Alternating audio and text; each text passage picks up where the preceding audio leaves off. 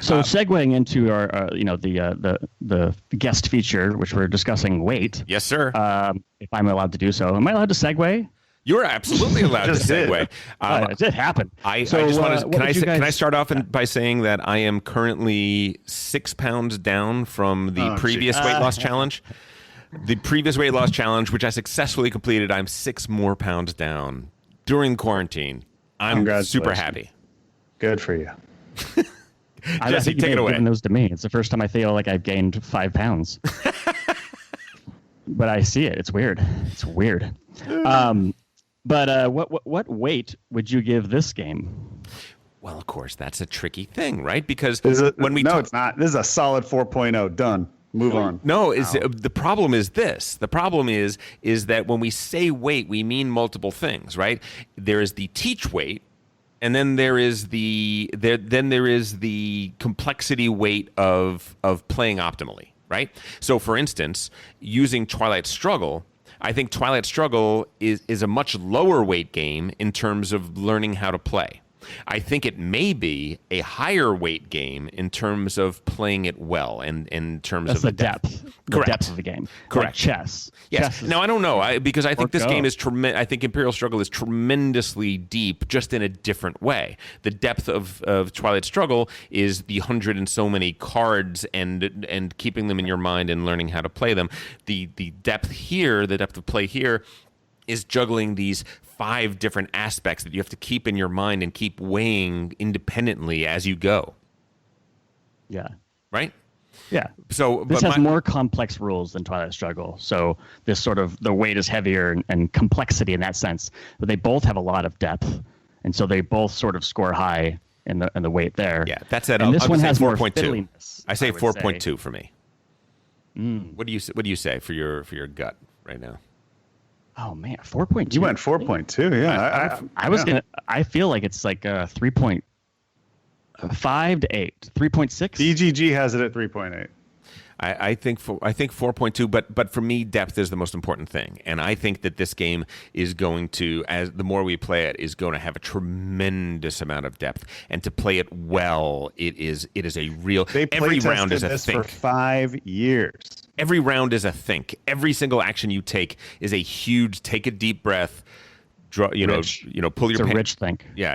It really is. So that's why I put it high. I don't mean that in to scare people away. I mean that in terms of, oh my goodness, there is so much here once you get into it. Yeah. Part of the reason I really want to see the app. Why I love playing Twilight Struggle. I've only played the actual physical board game of Twilight Struggle, I think once, maybe twice. I've played it. No, I've played it with you at least twice. No. The physical board game. I'm sorry. I've played the app. We have not played that game twice together. I played it at least once. Once at Strategicon, face to face.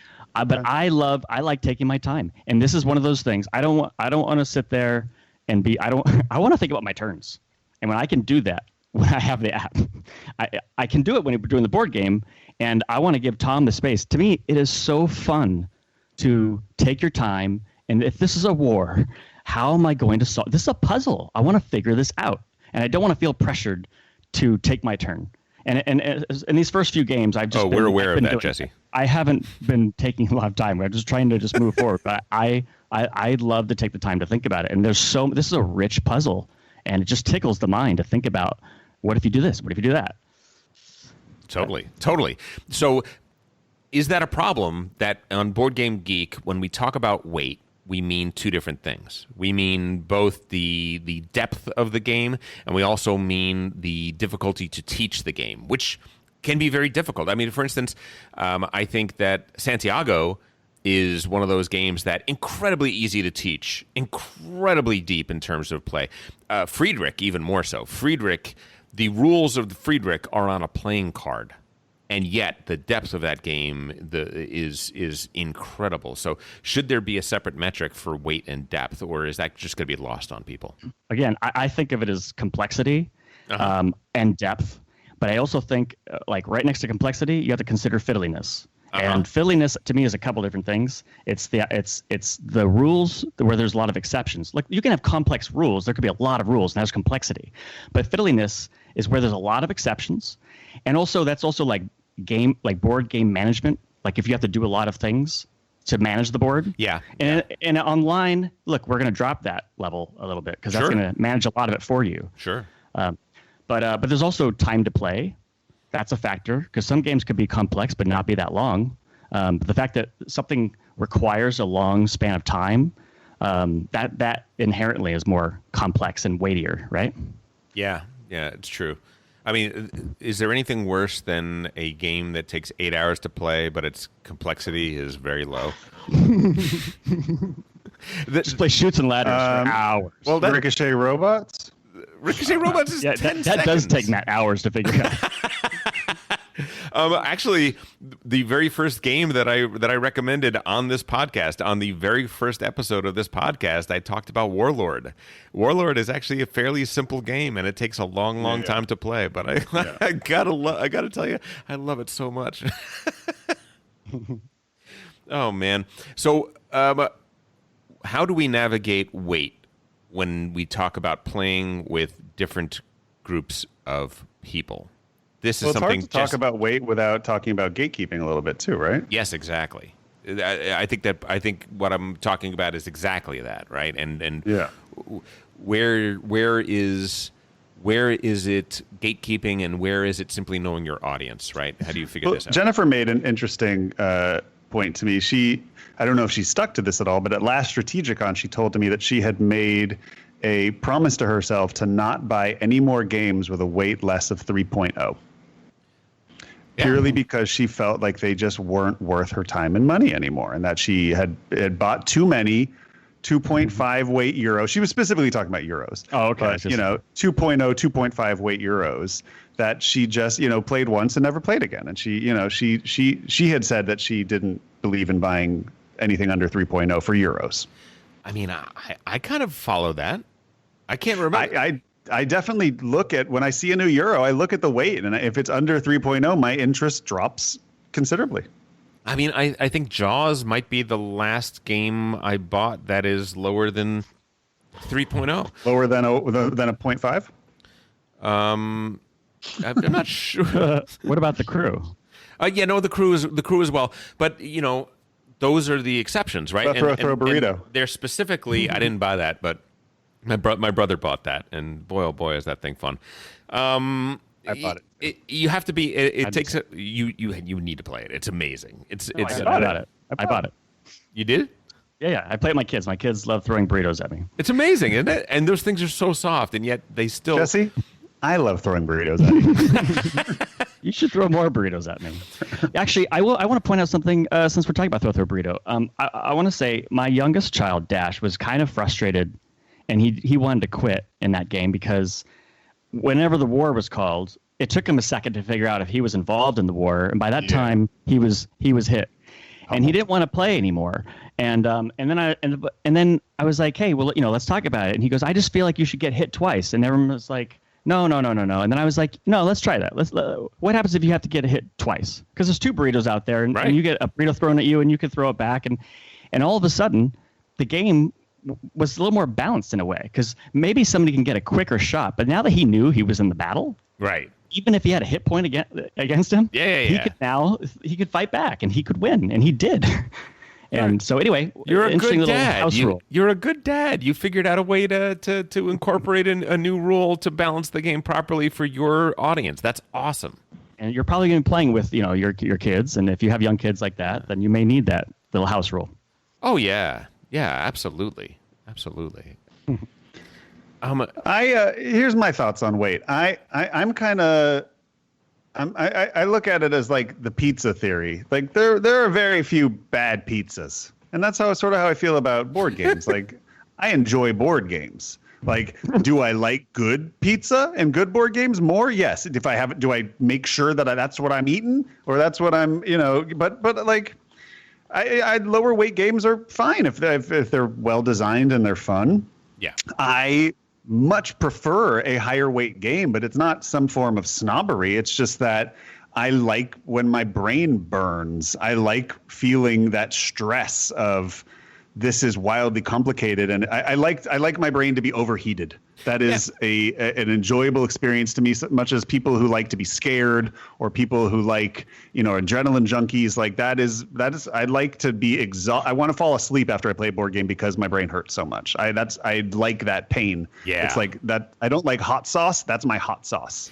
That's my like. I like how this burns. And I have to continually remind myself that not everybody likes that. And matter of fact, for some people, brain burning is the last thing they want to do. And it's not just people, but sometimes people at a particular time. What you said about Rachel, it's like a mom with 2 kids under the age of 3 is not going to want. It's rude to ask them to use their brain after brain burn is something that is happening 20 of the 24 hours of the day, right? And so I don't need it. I don't need it now, right? Well, and maybe later. It's interesting. So I told you I played this with my girlfriend, who's French. Yes. And, she could play the French role. I think we might actually be playing later today. She's indicated. Fine. But you have a French girlfriend. Good for you, Jesse. Fine. Ooh la la. But she has said... I like Alex more than Jesse, for the record. Hey, that's totally fair. Ditto. I do too. Is Alex available to play Twilight?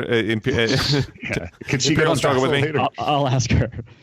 The point is, she has said that she doesn't like playing. I told her we're going to be doing this feature on weight and how do we get our spouses to play these heavier games with us. And she says, sometimes she doesn't like to play those heavier games. She just says they're just not. She goes, it's not fun sometimes when she'll say, like, sometimes just saying with me, but she's talking about, she said with other people, but she's like, sometimes it's not fun to play with you.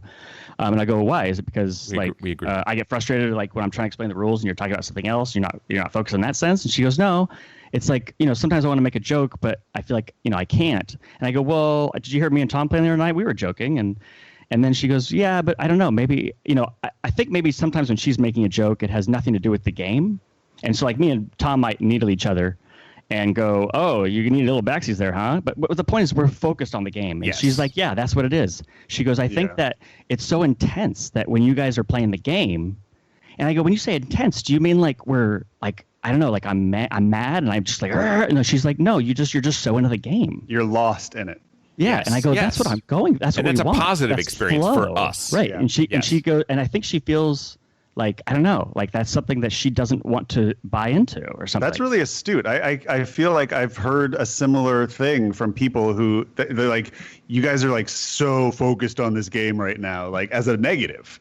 Like, like when I've played like board games with like people who aren't gamers, I've definitely heard that before. Like you guys are like really into this game right now. And it's like in my brain, I'm like, yeah, we're playing it. Like what else am I supposed to be doing? But I think for a lot of people, it's like, it should be considered like like a meal. Like we're not just focused on our food. Like we're also talking and, like the food is just a thing that's happening while we're hanging out. And I think for a lot of people, board games are a thing that should be happening while we're hanging out. Whereas for us specifically, it's the only thing that's happening.